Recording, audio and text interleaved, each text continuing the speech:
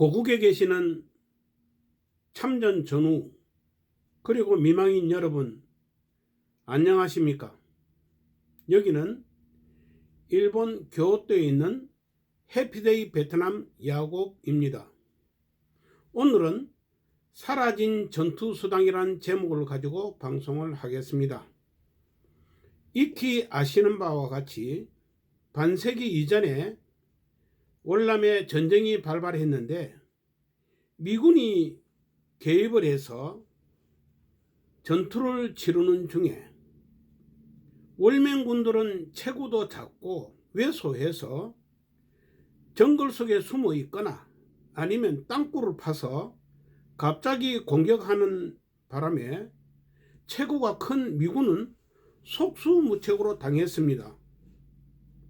이에 닉슨 대통령은 각 우방국들에게 전투 부대를 보내달라고 요청을 합니다.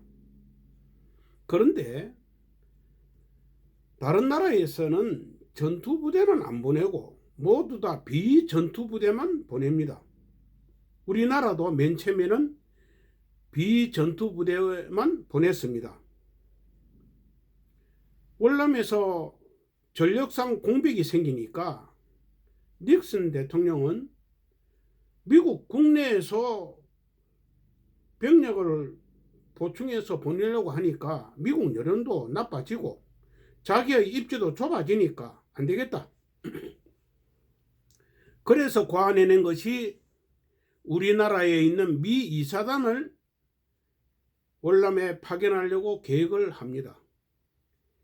이런 정보를 입수한 우리나라에서는 그러지 말고 우리나라 군대를 보낼 테니까 미 이사단은 그대로 둬라.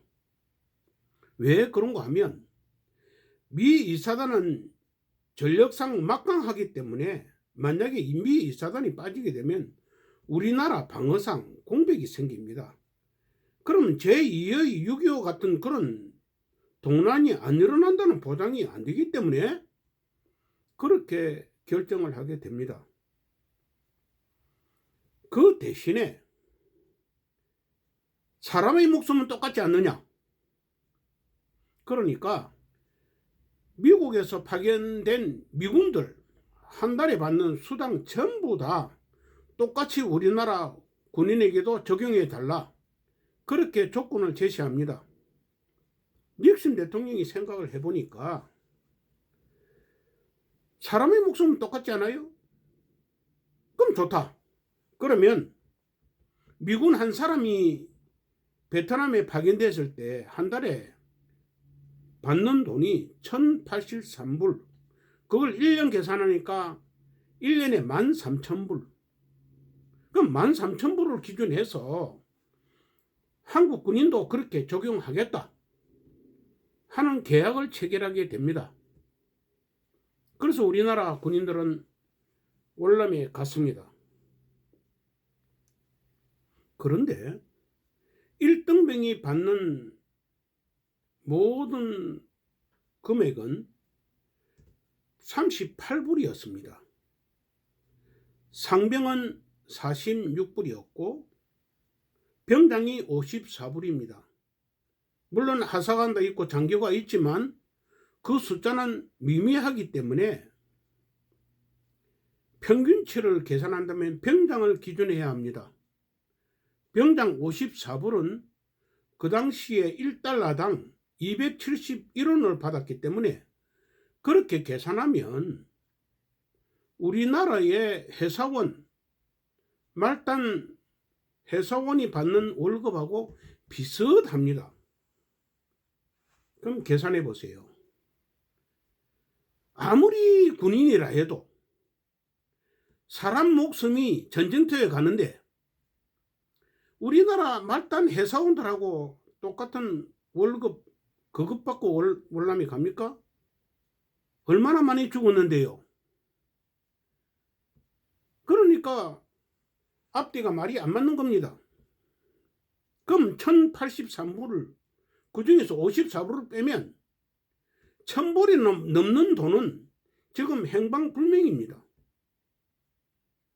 그 당시에 13,000불을 기준했을 때 50년이 훨씬 지나서 복리 계산하고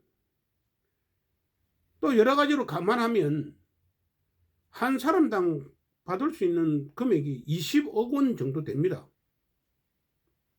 이 20억 원 받으려고 전후사회에서 건의도 하고 재판도 했습니다.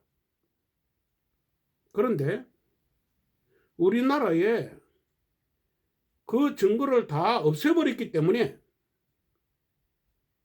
증거 불충분으로 번번이 기각당합니다. 뉴스위크지나 다른 미국 내에서 발행하는 신문에는 전투수당을 주었다 하는 기사가 납니다. 그런 것을 전부 다 종합해서 김성웅 회장은 전국 각지로 다니면서 세미나도 하고 책자도 냈습니다. 그만한 것만 해도 증거가 충분한데도 우리 정권은, 현재 정권은 안 주려고 계획을 하고 있습니다. 그것도 그럴 것이 한 사람당 20억 원씩 주게 되면 34만 명으로 환산했을 때 우리나라 1년 예산보다 훨씬 더 많습니다. 그러니 안 하죠. 이 재판 아무리 해도 안 주려고 맘먹고 있습니다. 이 정권하고 싸움이 안 됩니다. 재판부는 정권하고 똘똘 뭉쳐서 우리들을 그렇게 대하고 있습니다. 그렇다면 방법 하나밖에 없습니다. 이제 이 방법은 처음이자 마지막입니다. 두 분 다시 이런 기회가 안 옵니다. 대통령 잘 뽑으세요. 다른 사람 뽑으면요, 지금 현재 정권 하나 똑같습니다. 우린 찬밥 신세입니다. 누구를 뽑으시겠습니까? 아시잖아요. 이미 소문은 다 들었을 겁니다. 이분은 지금 현재 인기가 없다고 전부 다 방송들이 발표를 합니다. 아닙니다. 사람의 마음은 다 똑같습니다. 18세 이상 한 사람 앞에 1억씩 주겠다고 말을 했기 때문에 그 공약을 믿는 사람들은 모두 다 열광하고 있습니다. 이제 우리 참전 전우가 확실하게 세기를 박아야 합니다. 우리 참전 전우들은요, 돌아가셨어도 미망인이 있기 때문에 그 미망인을 우리 참전 전우하고 똑같은 위치로 올려야 합니다. 그러면 34만 명입니다. 34만 명이 100% 투표를 해도 34만 표밖에 안 됩니다. 그거 가지고 안 됩니다. 우리는 나이가 많아서 각 집안이 어른입니다. 자자손손 얼마나 많은 자손을 거느리고 있습니까? 전부 다 독려를 하십시오. 한 집안당 50명은 충분히 나올 것입니다. 저도 50명 나옵니다. 너무 억울하지 않아요? 이번에 대통령 잘 뽑으세요. 허경영 씨는 어떤 공약을 했느냐? 월남에 갔다 온 사람들은 한 사람당 무조건 5억씩 드리겠습니다. 파월 됐던 사람이 돌아가셨으면 그 미망인에게 승계하겠습니다. 만약에 미망인도 안 계시면 아들, 딸에게 승계가 되도록 하겠습니다. 이렇게 확실하게 공약을 했습니다. 그렇다면 허경영 씨가 당선될 수 있도록 50%가 아니고 70%, 80%의 지지를 해야 됩니다. 확실하게. 우리 참전 전우들이 만약에 뭉쳐서 하겠다고 마음만 먹으면 500만 표, 1000만 표는 만들 수가 있습니다. 어정부의 방첩부대에 멀쩡히 잘 있는 허경영 씨를 박정희 대통령이 불러서 와 이리 많이 죽노? 그러니까 네가 한번 가봐라.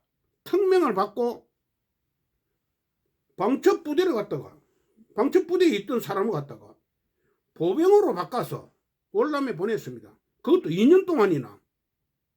그래 사정을 다 아는 거죠. 우리 사정 잘 아는 거예요. 아니까 이런 공약을 하는 거예요. 모르면 못합니다. 다른 사람 보세요. 월남에 안 갔다 오고 군대도 안 갔다 오니까 뭘 압니까? 공약이 이상한 공약만 해세는 거지. 아무리 아파트를 짓고 뭐 방값으로 한다 어쩐다 그게 우리하고 무슨 관계입니까?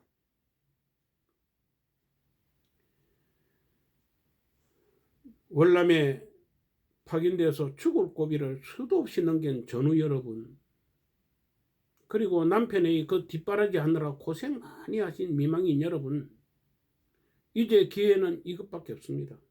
이번 기회에 넘어가면 우리는 영원히 지금과 같은 그런 천시꾸러기가 됩니다. 이번에 대통령 잘 뽑으세요. 그래야 우리가 다소나마 혜택을 봅니다. 여기는 일본 교토에 있는 해피데이 베트남 야구입니다. 안녕히 계세요.